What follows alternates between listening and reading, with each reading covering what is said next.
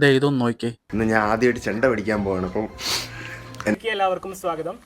അപ്പോൾ M4Tech എൻ്റെ പേര് അമൽ ഗോപാൽ. അപ്പോൾ ഇന്ന് എവിടെ നടാ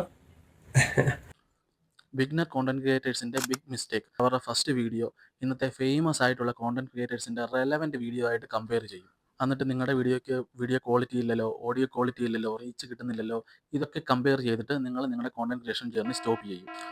അപ്പോൾ നമ്മൾ കമ്പയർ ചെയ്യേണ്ടത് നമ്മുടെ ഫസ്റ്റ് വീഡിയോയും അവരുടെ ഫസ്റ്റ് വീഡിയോ ആയിട്ടല്ലേ. അങ്ങനെ ചെയ്താൽ നിങ്ങൾ കോണ്ടന്റ് ക്രിയേഷൻ ഒരിക്കലും സ്റ്റോപ്പ് ചെയ്യത്തില്ല. പക്ഷേ നമ്മൾ ഇന്നത്തെ സക്സസ്ഫുൾ ആയിട്ടുള്ള കോണ്ടന്റ് ക്രിയേറ്റേഴ്സിൻ്റെ വീഡിയോയിൽ കാണുന്ന ക്വാളിറ്റി, അവരുടെ കോൺഫിഡൻസ്, റീച്ച്, ഇതൊന്നും ഒരു ദിവസം കൊണ്ട് കിട്ടിയതല്ല. അവരുടെ 8-10 കൊല്ലത്തെ ഹാർഡ് വർക്കിൻ്റെ റിസൾട്ട് അല്ലേ അത്. ഓരോ കോണ്ടന്റ് പോസ്റ്റ് ചെയ്തതിന് ശേഷവും നമ്മൾ തന്നെ നമ്മുടെ വീഡിയോയെ ഒന്ന് അനലൈസ് ചെയ്യാറുണ്ടല്ലേ. ഫോർ എക്സാമ്പിൾ നിങ്ങൾക്ക് എൻ്റെ പേജ് തന്നെ എടുത്ത് നോക്കാം. ഞാൻ ഇന്ന് എടുത്ത വീഡിയോയുടെ ക്വാളിറ്റി ആയിരിക്കത്തില്ല നാളെ എടുക്കുന്ന വീഡിയോയുടെ.